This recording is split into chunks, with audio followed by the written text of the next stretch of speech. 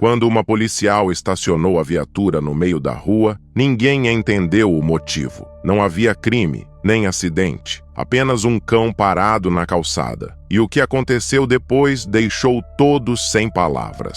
O sol já se punha sobre as ruas estreitas de uma cidade portuária. Entre buzinas impacientes e passos apressados, um ponto escuro na calçada chamava a atenção. Uma figura imóvel, curvada, como se fosse parte esquecida do cenário. Do carro oficial, a agente Helena franziu o senho. "Quem? O que é aquilo?" perguntou ao colega, mantendo os olhos fixos. Parecia um cachorro, ou o que restava de um. Pelo estado do pelo e do corpo, poderia ser apenas mais um animal abandonado, daqueles que as pessoas aprendem a ignorar. Mas havia algo estranho. Ele não se mexia, não reagia ao barulho, como se estivesse à espera de algo, ou de alguém. O rádio da viatura chiava com chamadas de rotina, mas Helena não ouvia nada. Sua atenção estava cravada naquele corpo encolhido junto ao meio-fio. O colega Moretti resmungou. "Deve ser só mais um vira-lata. Vamos seguir." Mas Helena não conseguia se mover. Tinha visto muitos cães de rua antes, mas havia algo diferente naquele.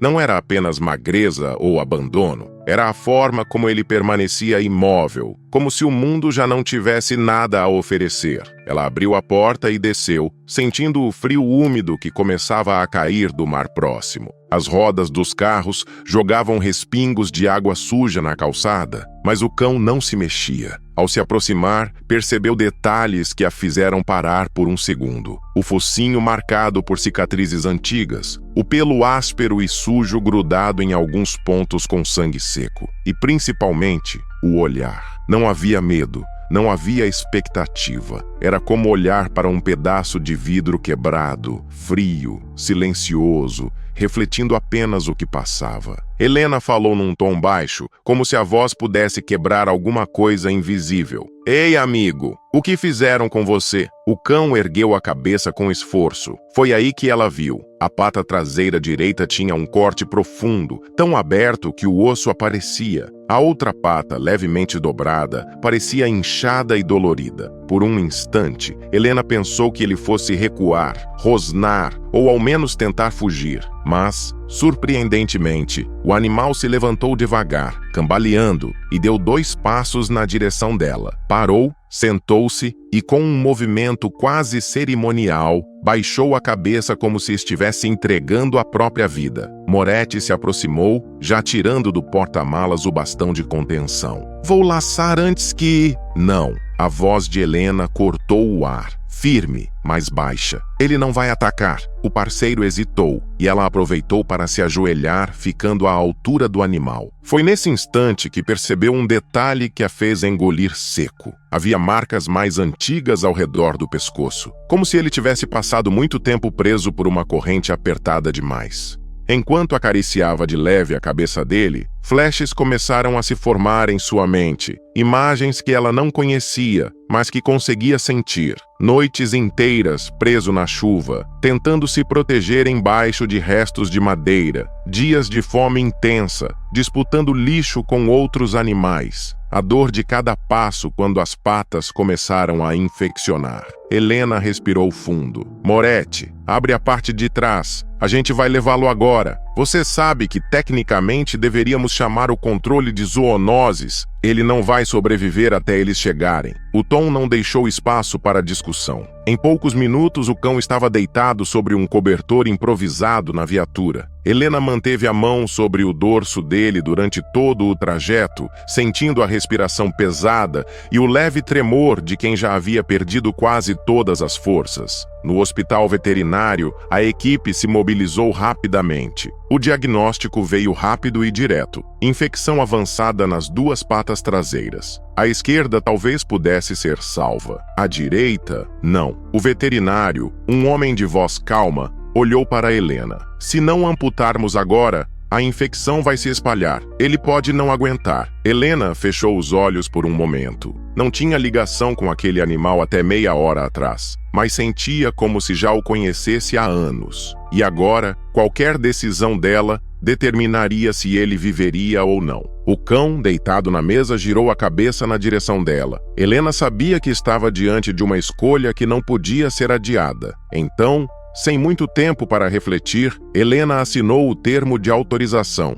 Do lado de fora, Moretti aguardava, apoiado contra a parede fria do corredor. Você sabe que, se ele não resistir, vai se culpar por isso, né? Disse, sem olhar diretamente para ela. Helena não respondeu. Apenas cruzou os braços e ficou observando, através do vidro fosco, a equipe preparar o animal para o procedimento. O veterinário, Dr. Álvaro, examinava a pata com precisão meticulosa, enquanto a anestesista ajustava a máscara de oxigênio. O cão já estava sonolento, o peito subindo e descendo de forma irregular. Pressão um pouco baixa, comentou a assistente, franzindo a testa. Helena sentiu o estômago revirar. E se ele não acordar da anestesia? E se a infecção já tiver avançado demais? Ela desviou o olhar para o chão, mas não conseguia afastar essas perguntas da mente. A porta da sala se abriu levemente e Dr. Álvaro se aproximou. Vamos começar. Mas preciso que você saiba,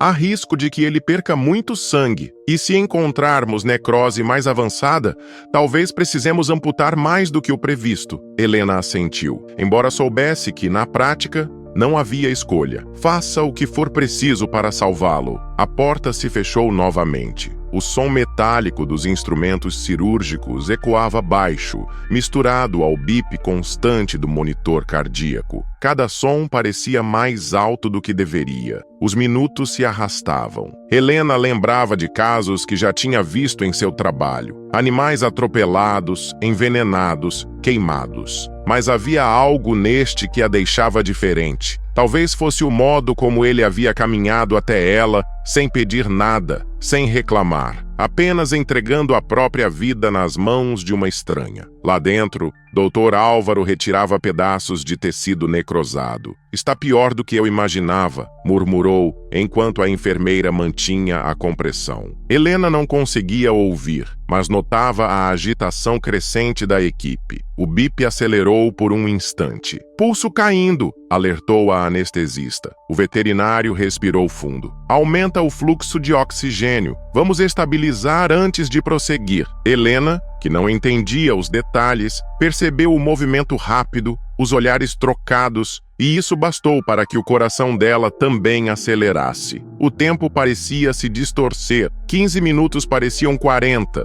À medida que o corte era ampliado para retirar a parte da pata comprometida, o risco aumentava. O sangue, mesmo contido pelas compressas, tingia as luvas da equipe de vermelho vivo. De repente, o bip do monitor estabilizou. O veterinário fez um sinal para que todos mantivessem o ritmo. Terminando a amputação. Vamos fechar agora. Helena fechou os olhos por um instante, sentindo o alívio temporário, mas sabia que o pior ainda não tinha passado. A recuperação seria longa, dolorosa, e nada garantia que ele voltaria a confiar no mundo. Quando a porta se abriu, Dr. Álvaro retirou a máscara e falou: a cirurgia foi um sucesso, mas ele vai precisar de cuidados constantes nos próximos dias. E fez uma pausa. Há um detalhe: o outro ferimento ainda pode infeccionar se não cicatrizar bem. Helena sentiu um frio percorrer a espinha. Enquanto o cão era levado para a sala de recuperação, envolto em cobertores e com um cateter no pescoço, ela caminhou ao lado da maca. Segurou de leve a ponta da orelha dele, como quem promete algo que não sabe se conseguirá cumprir. 2 dias depois, ele ainda não havia tentado se levantar. Mal tocava na comida. Os olhares entre a equipe diziam o que ninguém queria dizer. Talvez ele tenha perdido a vontade de viver.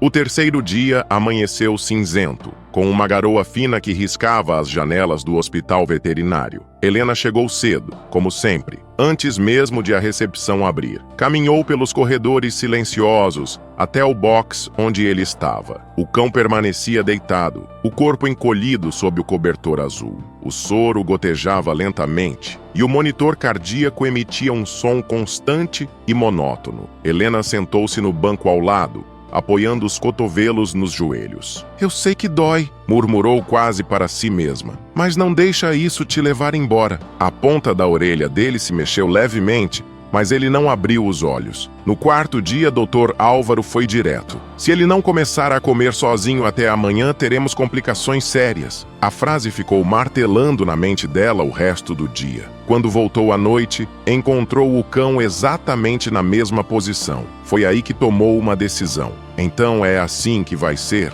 disse, tirando o cobertor de leve. Eu vou te dar um motivo para lutar. Sentou-se no chão ao lado dele e começou a abrir uma marmita de frango cozido que havia comprado no caminho. O cheiro tomou o ar. Não é ração, é o que eu como. Quer? Perguntou, rasgando um pedaço pequeno com as mãos e deixando perto do focinho dele. No início, nada, mas minutos depois, o nariz se mexeu. Lento, quase imperceptível, ele esticou a língua e provou um pedaço. Helena sorriu como se tivesse vencido uma batalha. É isso, só mais um pouco. A cada novo pedaço, os olhos dele ficavam mais atentos. Não demorou para que se levantasse ligeiramente sobre as patas dianteiras, apoiando o peso no lado bom. Foi o primeiro sinal de reação verdadeira desde a cirurgia. No dia seguinte, quando Helena chegou, encontrou a maca vazia. O coração disparou. Olhou para o corredor e viu, a alguns metros dali, o cão cambaleando devagar até a porta de vidro que dava para o pátio interno. A enfermeira explicou. Ele acordou e simplesmente tentou andar. Não quis esperar ninguém. Helena correu até ele. Ei! Vai com calma! Segurou-o antes que perdesse o equilíbrio. Ele a olhou de um jeito diferente. Não era mais o olhar opaco do primeiro encontro, nem o de quem se entrega ao destino. Havia algo novo, um lampejo de vontade. Os dias seguintes foram de avanços lentos, mas consistentes. Sessões de fisioterapia improvisadas no pátio, pequenas caminhadas, massagens para estimular a circulação. Cada passo era uma conquista. 2 semanas depois, o veterinário anunciou que o ferimento da segunda pata estava cicatrizando melhor do que o esperado. Se continuar assim, não vamos precisar de outra cirurgia. Helena respirou aliviada. A cada visita, o cão parecia mais presente, mais vivo. Aprendeu a correr de forma desajeitada com 3 patas, derrapando às vezes, mas sempre levantando de novo. No dia da alta, o céu estava limpo e o sol forte. Helena chegou com uma coleira nova, azul escura, e a colocou com cuidado em volta do pescoço dele. Pronto, agora você tem um lar. Ao sair pela porta, ele hesitou por um segundo, como se tentasse entender o que estava acontecendo. Então, com um salto, avançou até a viatura, parando ao lado da porta como se já soubesse para onde ir. Helena riu. Tá bom, pode vir na frente hoje. No caminho, ela pensou em tudo o que havia acontecido nas últimas semanas. O primeiro encontro na rua, o ferimento grave, a cirurgia, o medo de perdê-lo e agora aquela figura firme e decidida ao seu lado. Chegando em casa, abriu o portão e o soltou no quintal. Ele correu de um lado a outro, farejando cada canto, até parar diante de uma árvore. À noite, quando se preparava para dormir, Helena o encontrou deitado ao lado da cama, a cabeça apoiada nas patas dianteiras. Ei, você pode subir, sabia? Disse, batendo no colchão. Ele pulou, deitou-se ao lado dela e suspirou fundo. Foi a primeira vez que ela o ouviu relaxar de verdade. Helena passou a mão sobre a cicatriz na pata amputada. Você é forte, mais do que eu. O tempo passou sem que Helena percebesse. As manhãs já não começavam com silêncio, mas com o som ritmado das 3 patas ecoando pela casa. Ele, agora batizado de Rumo, havia se tornado parte inseparável da rotina. Nos primeiros dias, ainda tropeçava de vez em quando, mas isso nunca o fazia desistir. Parecia até se divertir com as próprias derrapadas, como se cada queda fosse só mais um desafio a ser superado. Helena notou que algo mudara também nela. Antes, o trabalho na Guarda Municipal era um conjunto de ocorrências, relatórios e ordens. Agora, havia sempre aquele momento em que, ao sair de casa e vê-lo sentado junto ao portão, ela sentia como se levasse um pedaço dele consigo para onde fosse. Rumo não se limitava ao quintal. Acompanhava-a nos plantões sempre que possível. Ficava deitado no banco do passageiro, observando a cidade passar pela janela, como se conhecesse cada rua. E, nos momentos mais tensos das rondas, bastava um olhar para ele para que Helena lembrasse que havia algo além das ocorrências do dia. Havia vida esperando por ela em casa. Com o tempo, o bairro começou a conhecê-lo. Crianças o chamavam pelo nome, comerciantes ofereciam petiscos. Era difícil não notar aquele cão de 3 patas com postura orgulhosa e olhar firme. Não parecia um sobrevivente, parecia um guardião. Certa tarde, durante um patrulhamento de rotina, Helena estacionou próximo à Praça Central. Estava distraída preenchendo um relatório quando ouviu risos vindos de um grupo de crianças. Olhou e viu Rumo no meio delas, sentado pacientemente enquanto mãos pequenas o acariciavam. Ele não parecia incomodado. Pelo contrário, mantinha-se imóvel, recebendo cada gesto como se entendesse que aquilo também era cura, não só para ele, mas para todos que tocavam suas cicatrizes. Naquela noite, Helena ficou observando enquanto ele dormia. O corpo ainda carregava marcas do passado, mas o rosto transmitia paz. E pela primeira vez desde que o encontrara, ela percebeu que não precisava mais se perguntar se ele havia decidido viver. A resposta estava ali, no ritmo tranquilo da respiração dele.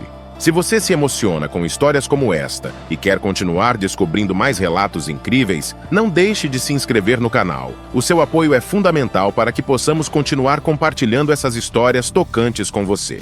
Agora, imagine um homem encontrando, no meio da madrugada, uma leoa grávida dentro do galpão de sua fazenda. O que aconteceu nas horas seguintes deixou todos sem palavras, e o que ela deu à luz surpreendeu até os especialistas. O que será que ele viu naquela noite? Quer descobrir o que aconteceu e sentir as emoções dessa nova história? Não perca o próximo vídeo do canal Amo Meu Patudo. Clique no vídeo que está aparecendo na sua tela e venha conferir. Grandes emoções vêm acompanhadas de grandes histórias. Até lá!